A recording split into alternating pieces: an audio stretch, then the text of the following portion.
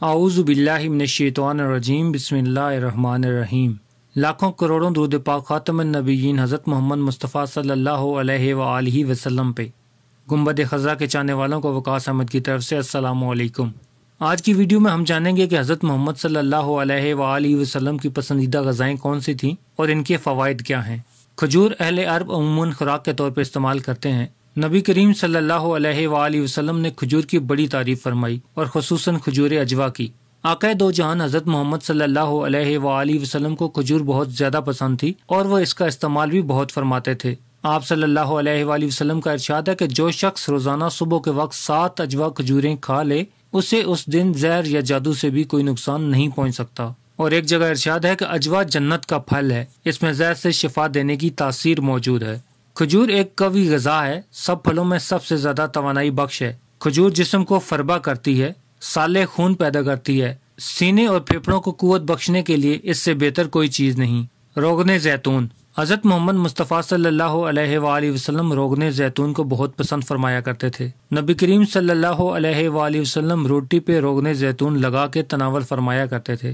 قرآن میں زیتون کا ارشاد آیا ہے، رسول اللہ صلی اللہ علیہ وآلہ وسلم نے فرمایا کہ زیتون کا تیل کھاؤ اور مالش میں استعمال کرو، اس لیے کہ وہ مبارک درخت سے پیدا ہوا ہے۔ زیتون کا تیل دنیا کا واحد تیل ہے جو چربی میں تبدیل نہیں ہوتا۔ یہ امراض قلب اور موٹاپے سے بچانے کے لیے انتہائی مفید ہے۔ روغن زیتون استعمال کرنے والے افراد دل کی بیماریوں سے محفوظ رہتے ہیں۔ زیتون جوڑوں اور پٹھوں کے درد، سانس کی بیماریوں، کولیسٹرول کے مسائل، بلڈ پریشر، گردوں کے امراض، موٹاپے اور فالج سمیت مختلف امراض سے انسان کو محفوظ رکھنے کی غیر معمولی صلاحیت رکھتا ہے۔ دودھ رسول اکرم صلی اللہ علیہ وآلہ وسلم کی پسندیدہ غذا رہی ہے۔ نبی کریم صلی اللہ علیہ وآلہ وسلم کو دودھ بہت پسند تھا۔ آپ صلی اللہ علیہ وآلہ وسلم اکثر گائے اور بکری کا دودھ استعمال فرماتے تھے۔ آپ کا ارشاد ہے کہ کوئی چیز ایسی نہیں جو طعام اور مشروب دونوں کا کام دیتی ہو سوائے دودھ کے۔ حضرت صہیب رضی اللہ تعالیٰ عنہ سے روایت ہے کہ آپ صلی اللہ علیہ وآلہ وسلم نے ارشاد فرمایا، تم لوگ گائے کے دودھ کو اپنے لیے لازم قرار دے دو کیونکہ یہ شفا بخش ہے اور اس کا گھی دوا ہے۔ دودھ انسان کے لیے ایک مکمل غذا ہے اور اس سے بہتر غذا شاید ہی کوئی ہو۔ دودھ میں جسم کی ضرورت کے مطابق تمام اجزاء موجود ہوتے ہیں جن سے جسم صحت مند رہتا ہے اور اس کی نشو و نما صحیح ہوتی ہے۔ جن علاقوں کے لوگ دودھ استعمال کرتے ہیں ان کی عمریں بھی زیادہ ہوتی ہیں۔ شہد۔ رسول اکرم صلی اللہ علیہ وآلہ وسلم کو شہد بہت زیادہ پسند تھا اور اس کا استعمال بھی بہت فرماتے تھے۔ حضرت عائشہ رضی اللہ تعالیٰ عنہما سے روایت ہے کہ آپ صلی اللہ علیہ وآلہ وسلم شہد پسند فرمایا کرتے تھے۔ شہد کی شفا بخشی کا ذکر قرآن میں بھی آیا ہے اور اسے موت کے علاوہ ہر مرض کا علاج قرار دیا گیا ہے۔ شہد کے بارے میں یہ بات طے شدہ ہے کہ یہ بہت سے امراض میں مفید ہے اور اس کا استعمال جسم کو امراض سے محفوظ رکھتا ہے۔ تمام تر کاوشوں کے باوجود اب تک شہد کا متبادل تلاش نہیں کیا جا سکا۔ شہد کی ایک خوبی اس کے رس کا جلد اثر کرنا اور قدرتی اینٹی بائیوٹک ہونا ہے۔ یہ الگ سے نیچے اترتے ہی خون میں شامل ہو جاتا ہے۔ نوزائیدہ بچے سے لے کے جان بلد مریض تک سب کے لیے غذا اور دعا ہے۔ حضور اکرم صلی اللہ علیہ وآلہ وسلم کو سبزیوں میں کدو بہت پسند تھا۔ حضرت انس رضی اللہ تعالیٰ عنہ روایت کرتے ہیں کہ آپ صلی اللہ علیہ وآلہ وسلم کو ایک دعوت دی گئی جس میں جو کی روٹی اور کدو گوشت کا شوربہ پیش کیا گیا۔ میں نے نبی کریم صلی اللہ علیہ وآلہ وسلم کو دیکھا کہ پیالے کے کناروں سے کدو تلاش فرما کے تناول فرما رہے تھے۔ میں نے اس روز کے بعد کدو کو ہمیشہ پسند کیا۔ کدو ایک سبزی ہے جو ذائقے میں لذیذ اور تاثیر میں زود ہضم ہے۔ کدو صحت بخش اور دماغی صلاحیتوں کو بڑھانے والا ہے۔ کدو قلب، جگر اور اعصاب کے لیے مفید سبزی ہے۔ نبی کریم صلی اللہ علیہ وآلہ وسلم کی مرغوب غذاؤں میں سے جو کی روٹی ایک مرغوب غذا ہے۔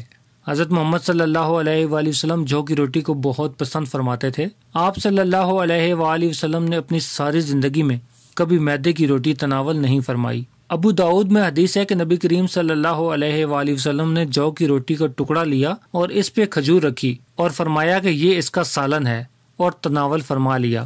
قدرت نے جو میں جسمانی قوت کا بیش بہا خزانہ چھپا رکھا ہے۔ قدیم زمانے سے جو کا استعمال بطور علاج اور قوت بخش غذا میں ہوتا چلا آ رہا ہے۔ جو میں جسم کو توانائی بخشنے والے اجزاء کی خاصی مقدار پائی جاتی ہے۔ اس میں 80% نشاستہ، لحمیات اور فاسفورس کی بڑی مقدار موجود ہوتی ہے جو بلڈ پریشر کو فائدہ پہنچاتا ہے، عدت کو کم کرتا ہے، پیاس بجھاتا ہے، جوڑوں کے درد کے لیے فائدہ مند ہے۔ جو زہریلے مادوں کو اخراج کرتا ہے، اس لیے کیل مہاسے، چہرے کے دانوں اور اس سلسلے میں جلدی بیماریوں کو بھی دور کرتا ہے۔ سرکہ نبی کریم صلی اللہ علیہ وآلہ وسلم سرکے کو بھی بہت پسند کیا کرتے تھے۔ آپ نے نہ صرف سرکے کو تناول فرمایا بلکہ اس کی تعریف بھی کی۔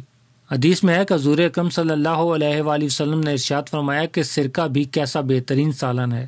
حضرت ام ہانی رضی اللہ تعالیٰ عنہما فرماتی ہیں کہ حضور اکرم صلی اللہ علیہ وآلہ وسلم میرے گھر تشریف لائے اور فرمایا، میں نے عرض کیا یا رسول اللہ، سوکھی روٹی اور سرکے کے سوا کچھ بھی نہیں۔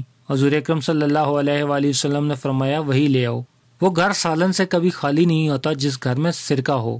سرکے کا استعمال ذیابیطس اور خون میں گلوکوز کی مقدار کو درست کرنے کے لیے بہت فائدہ مند ہوتا ہے۔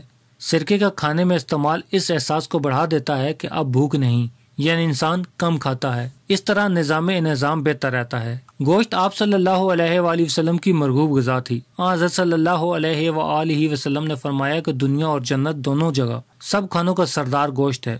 نبی کریم صلی اللہ علیہ وآلہ وسلم نے شوربے والا اور بھنا ہوا گوشت شوق سے تناول فرمایا۔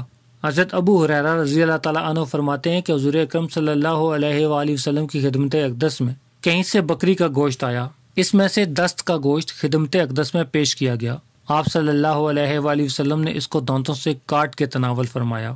گوشت جسم انسانی کی صحت اور توانائی کے لیے بہت مفید قرار دیا گیا ہے۔ اس میں جسم کی طاقت اور توانائی کے لیے اہم اجزاء ہوتے ہیں۔ انجیر بھی حضرت محمد صلی اللہ علیہ وآلہ وسلم کی پسندیدہ غذاؤں میں سے ایک ہے۔ حضرت محمد صلی اللہ علیہ وآلہ وسلم نے فرمایا کہ انجیر جنت کا پھل ہے۔ انجیر کا پھل بڑھاپے کو روکتا ہے، یعنی اس کا پھل کھانے سے بڑھاپا جلدی نہیں آتا۔ یہ کمزور اور دبلے پتلے لوگوں کے لیے نعمت بخش ہے۔ ماہرین طب کا کہنا ہے کہ روزانہ انجیر کھانے سے موٹاپے پہ قابو پا لیا جاتا ہے۔ انجیر کے اندر پروٹین، معدنی اجزاء، شکر، کیلشیم، فاسفورس پائے جاتے ہیں۔ دونوں انجیر یعنی خشک اور تر میں وٹامن اے اور سی کی کافی مقدار ہوتی ہے۔ وٹامن بی اور ڈی قلیل مقدار میں ہوتے ہیں۔ ان اجزاء کے پیش نظر انجیر ایک مفید غذائی دوا کی حیثیت رکھتا ہے۔ اس کا استعمال ہڈیوں کو مضبوط بناتا ہے۔ اس میں فولاد، کیلشیم اور فاسفورس جیسے اجزاء شامل ہیں۔ ماہرین کا کہنا ہے کہ ایک انجیر انسانی جسم کو درکار فولاد کی 2% ضرورت کو پورا کرتا ہے۔